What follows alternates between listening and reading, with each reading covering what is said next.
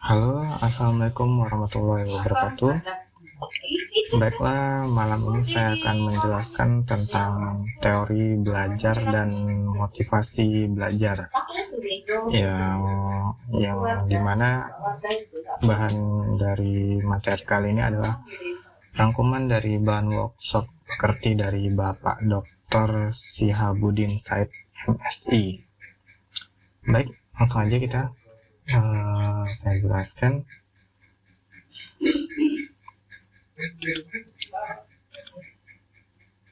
Yang pertama itu teori dan motivasi, di mana teori secara umum adalah analisis hubungan antara fakta yang satu dengan fakta yang lain pada sekumpulan fakta-fakta yang disusun secara sistematis, logis atau rasional. Kemudian ada empiris, kenyataan, juga simbolis dalam menjelaskan suatu fenomena. Kemudian untuk motivasi adalah sebuah dorongan, hasrat ataupun minat yang begitu besar di dalam diri untuk mencapai suatu keinginan, cita-cita, dan tujuan tertentu. Nah, itu tadi adalah teori dan motivasi definisinya ya. Yang ini adalah menurut Bapak Sihabuddin. Kemudian jika diurutkan, teori belajar ini menurut para ahli itu dibagi menjadi 5 aliran, yang dimana itu ada aliran tingkah laku yang menekankan pada hasil dari proses belajar. Kemudian ada aliran kognitif, yaitu menekankan proses belajar. Kemudian ada aliran humanistik yang menekankan pada isi apa yang dipelajari. Ada aliran konstruktivistik, dan terakhir ada aliran sibernetik yang menekankan pada sistem informasi apa yang akan dipelajari. Nah, untuk itu kita bahas satu persatu.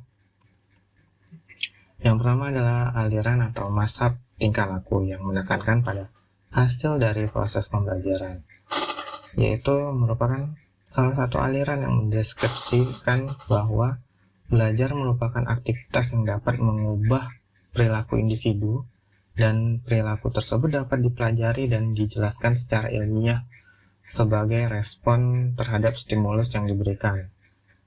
Contoh-contoh tokohnya di sini ada Thorndike, Watson, Rockwool, Edwin Guthrie, Burroughs, Frederick Skinner. Nah, jadi itu adalah definisi dari mazhab tingkah laku, yang dimana seorang individu dapat berubah ya, dari apa yang dipelajarinya. Nah, ini saya rangkum dari beberapa para ahli tadi.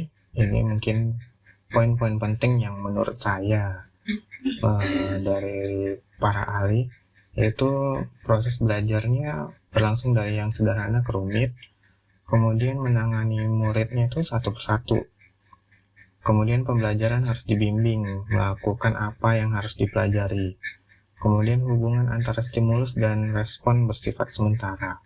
Oleh karena dalam kegiatan belajar, peserta didik perlu sesering mungkin diberi stimulus agar hubungan stimulus dan respon bersifat lebih kuat dan menetap.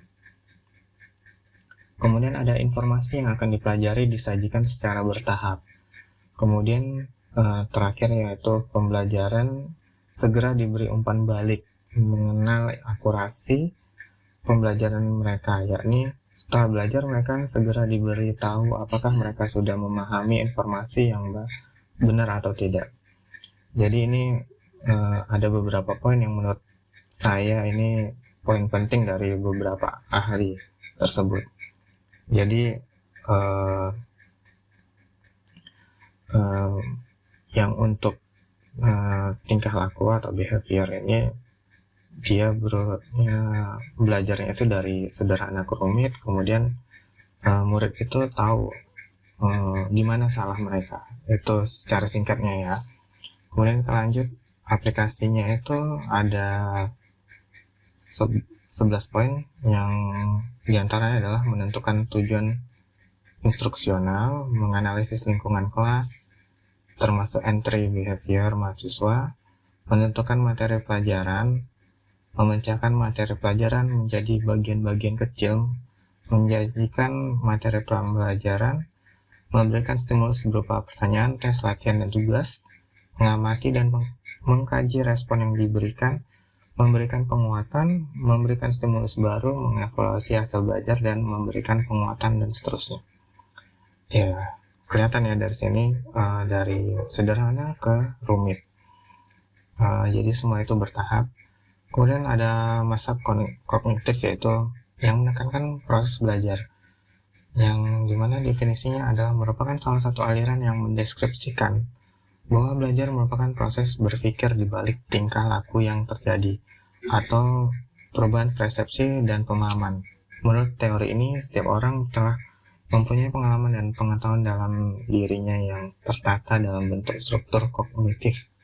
Tokoh-tokohnya di sini ada Jean Piaget, David Ausubel, dan Branner, di mana memiliki 4 prinsip dasar, yaitu pembelajaran aktif dalam upaya untuk memahami pengalaman, kemudian ada pemahaman bahwa pelajar mengembangkan tergantung pada apa yang mereka ketahui, kemudian ada belajar membangun pemahaman pada catatan, dan belajar adalah perubahan dalam struktur mental seseorang.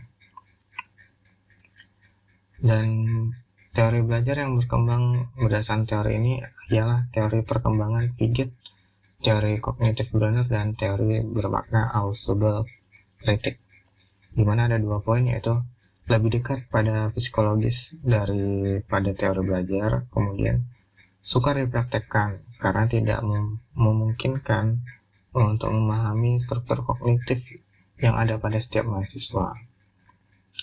Kemudian yang ketiga yaitu mazhab humanistik yang menekankan pada isi apa yang dipelajari, yaitu aliran humanistik merupakan aliran belajar yang mendeskripsikan bahwa belajar merupakan usaha untuk memanusiakan manusia. Proses belajar dianggap berhasil jika pembelajaran memahami lingkungannya dan dirinya sendiri. Tokoh-tokohnya yaitu ada Bloom, terus Kurzweil, Kolb, Hani, Habermas, dan Graham Maslow. Kemudian aplikasi teori belajar humanistik dalam proses belajar mengajar, yaitu dalam prakteknya cenderung mendorong mahasiswa untuk berpikir induktif, dari contoh ke konsep, dari konkret ke abstrak, dari khusus ke umum, dan seterusnya. Teori ini mementingkan faktor pengalaman, keterlibatan aktif mahasiswa dalam proses belajar mengajar, jadi mengutamakan pengalaman. Kemudian tahapan aplikasinya yaitu menentukan tujuan instruksional, menentukan materi pembelajaran, mengidentifikasi entry behavior, mengidentifikasi topik-topik, kemudian mendesain wahana lingkungan untuk belajar, membimbing mahasiswa memahami hakikat dan makna dari pengalaman belajar, membimbing mahasiswa membuat konseptual pengalaman, membimbing mahasiswa sampai mereka mampu mengaplikasikan yang baru dan mengevaluasi proses dari hasil belajar mahasiswa. Kemudian yang keempat adalah aliran konstruktivitas, yaitu merupakan aliran belajar yang mendeskripsikan bahwa belajar merupakan proses di mana belajar secara aktif mengkonstruksi atau membangun pengetahuan, gagasan, dan konsep baru didasarkan atas pengetahuan awal yang dimilikinya. Tokohnya di sini adalah Vygotsky. Itu konstruktivisme, artinya adalah pembelajar yang bersifat generatif, yaitu tindakan yang menciptakan sesuatu makna dari apa yang dipelajari. Konsep umumnya itu adalah pelajar membina pengetahuan dirinya secara aktif dengan cara membandingkan informasi baru dengan pemahaman yang sudah ada. Ketidakseimbangan merupakan faktor motivasi pembelajaran yang utama. Faktor ini berlaku apabila seorang pelajar menyadari gagasan-gagasan yang tidak konsisten atau sesuai dengan pengetahuan ilmiah. Bahan pengajaran yang disediakan perlu mempunyai berkaitan dengan pengalaman pelajar yang menarik minat pelajar.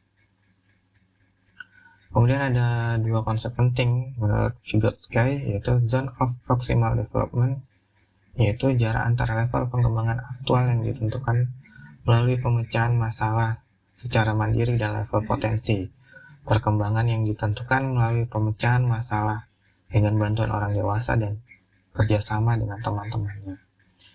Scaffolding yaitu pemberian sejumlah bantuan kepada mahasiswa secara bertahap awal pembelajaran, kemudian mengurai bantuan dan memberikan kesempatan untuk mengambil alih tanggung jawab yang semakin besar setelah ia dapat melakukannya, yaitu menurut Slavin tahun 97.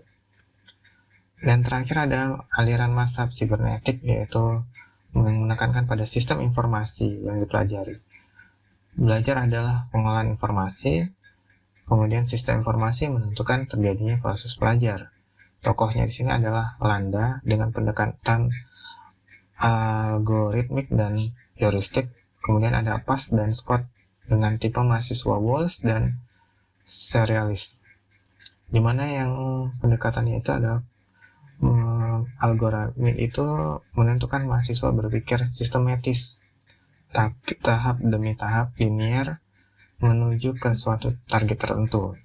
Kemudian untuk yang heuristik menuntut mahasiswa berpikir divergen, menyebar ke beberapa target sekaligus, dan memahami suatu konsep yang penuh arti dan penafsiran, biasanya menurut cara berpikir heuristik.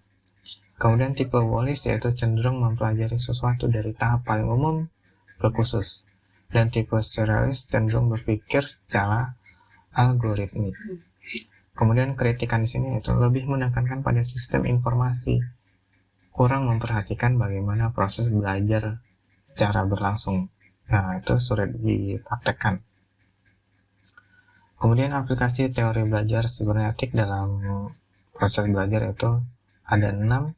Menentukan tujuan, instruksional, menentukan materi pelajaran, mengkaji sistem informasi yang terkandung dalam materi, menentukan pendekatan belajar yang sesuai dengan sistem informasi itu, menyusun materi dan urutan yang sesuai dengan sistem informasinya, dan menyajikan materi dan membimbing mahasiswa belajar dengan pola sesuatu yang sesuai dengan urutan pelajarannya, karena ini pelajarannya itu sesuai dengan sistem informasi. Kemudian kompetensi dosen yang diperlukan yaitu kemampuan menguasai struktur dan konten mata kuliah, bagaimana membelajarkan mahasiswa tentang konten mata kuliah yang disesuaikan dengan karakteristik konten itu sendiri dan karakteristik mahasiswanya. Jadi kita ibaratnya simbiosis mutualisme. Kemudian untuk membangun lingkungan belajar positif, yaitu mengatur iklim belajar, buat perbedaan dari awal pertemuan. Kemudian ada mempersiapkan lingkungan fisik, sarana prasarana, 3 lingkungan sosial sekitar tempat belajar, mengajar dengan menghubungkan dunia IT, mengembangkan strategi belajar yang menarik, dan menyiapkan kelas kecil dan kelas besar.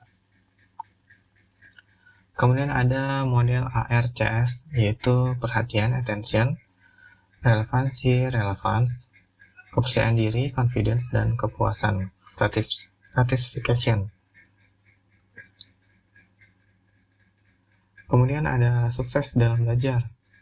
Sukses dalam belajar itu ada 4, yaitu learning to know, mengetahui, learning to be, menjadi diri sendiri, dan learning to do, melakukan, serta learning to live together, kooperatif atau hidup bersama. Kemudian kiat-kiat sukses, yaitu tujuan atau cita-cita, kemudian kedisiplinan, konsistensi, pengetahuan, keyakinan, dan tindakan, serta sehat jasmani dan rohani. Itu dia adalah kiat-kiat suksesnya. Dan terakhir ada kesimpulan, yaitu motivasi disesuaikan dengan kondisi, bidang dan tingkat kesulitan yang dihadapi peserta didik, kemampuan yang dimilikinya, dan tujuan yang ingin dicapai. Ya, baik, itu tadi semua adalah rangkuman materi yang saya buat, dan ini menurut versi saya secara singkat yang disadur dari bahan Bapak Dr. Syiabuddin. Baik, terima kasih. Apabila ada pertanyaan silakan tulis di komen. Assalamualaikum warahmatullahi wabarakatuh.